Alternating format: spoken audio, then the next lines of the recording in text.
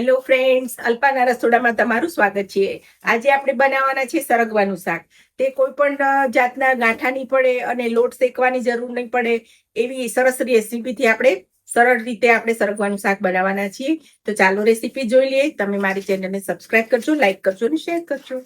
તો સરગવાનું શાક બનાવવા માટે આપણે ઇન્ગ્રેડિયન્ટ જોઈ લઈશું। આ મેં 250 ગ્રામ જેવો સરગવો લીધો છે, આદુ મરચાં છે, મીઠું છે, રેગ્યુલર મસાલા છે, ચણાનો લોટ છે અને તેલ છે। તો હવે રેસીપી ચાલુ કરીશું। તો આપણે સરગવાને ધોઈ અને કુકરમાં લઈ લીધો છે। એની અંદર આપણે 1 વાટકી જેટલું પાણી એડ કરી દઈશું। સરગવો ડૂબે એટલું બહુ પાણી નથી એડ કરવાનું અને તેમાં 1 ચમચી થોડું મીઠું નાખી દઈશું અને આપણે એની 1 સીટી મારી લેવાની છે। તો આપણે પેન મૂકી દીધું છે અને આપણો ગેસ ચાલુ કરી દીધો છે। તો એની અંદર આપણે મોટા 2 ચમચા જેટલું આપણે તેલ રેડવાનું છે। આપણું તેલ ગરમ થાય ત્યાં સુધી આપણે આમાં પાણી નાખીને એનું બેટર તૈયાર કરી લઈશું। આ લોટ મેં 4 ચમચી જેટલો લીધો છે। આપણે રેગ્યુલર જે ચમચી જમવામાં લઈએ છીએ એ 4 ચમચી આપણો લોટ છે। આ રીતે પાણીમાં ઓગાળી દેવાથી બિલકુલ ગાંઠા નહીં પડે અને એકદમ સ્મૂથ આપણો લોટ તૈયાર થશે। તો આ રીતે કરવાનું છે। આ કાચો પણ નહીં રહે, આપણે કોઈ શેકવાની પણ ઝંઝટ નથી રહેતી અને એકદમ સરસ શાક બની જાય છે। તો આપણું તેલ ગરમ થઈ ગયું છે। તો 1 ચમચી જેટલી આપણે રાઈ એડ કરીશું। 1 ચમચી જીરું નાખવાના છે, ચપટી હિંગ નાખી દઈશું અને આપણે આ લીલા મરચાં, આદુ અને લીમડાનો ટુકડો આપણે નાખી દેવાના છે। તો આપણો વઘાર રેડી થઈ ગયો છે અને 1 વાડકીની અંદર આપણે 1 ચમચી મરચું, હળદર અને ધાણા જીરું લઈ લીધું છે। તમારે આમાં ગરમ મસાલો એડ કરવો હોય તો તમે કરી શકો છો। પાણી નાખીને એની પેસ્ટ બનાવી લેવાની છે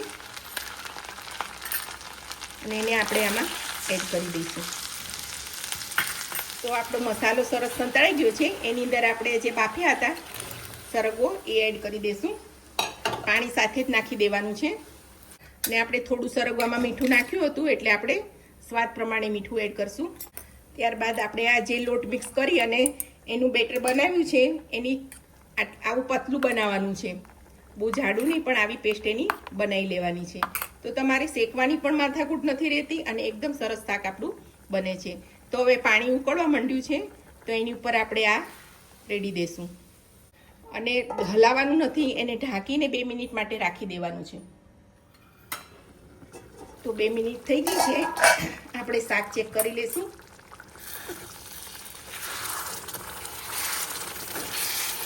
તો આપણો લોટ એકદમ કોટ થઈ ગયો છે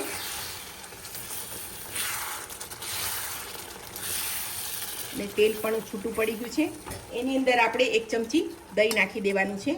તો આ 1 ચમચી દહીં નાખું છું। તમારે જો વધારે ખાટું જોતું હોય તો તમે ખાટું દહીં પણ એડ કરી શકો છો। ગળપણ નાખવું હોય આમાં થોડું તો તમે ગળપણ પણ એડ કરી શકો છો। તો આપણું શાક એકદમ તૈયાર થઈ ગયું છે। તો એકદમ સરસ તેલવાળું અને એકદમ ગ્રેવીવાળું આપણું શાક તૈયાર થઈ જાય છે, તમે જોઈ શકો છો। તો આને 2 મિનિટ આપણે ઢાંકીને રાખી દઈશું અને પછી સર્વિંગ બાઉલમાં લઈ લેવાના છીએ। તો આપણું સરગવાનું શાક રેડી થઈ ગયું છે, ખૂબ જ ટેસ્ટી છે અને ઝડપથી બની જાય છે અને બધાને ભાવે છે। તો આ શાક તમે જરૂરથી બનાવજો। મારી ચેનલને સબસ્ક્રાઇબ કરજો, લાઈક કરજો અને શેર કરજો।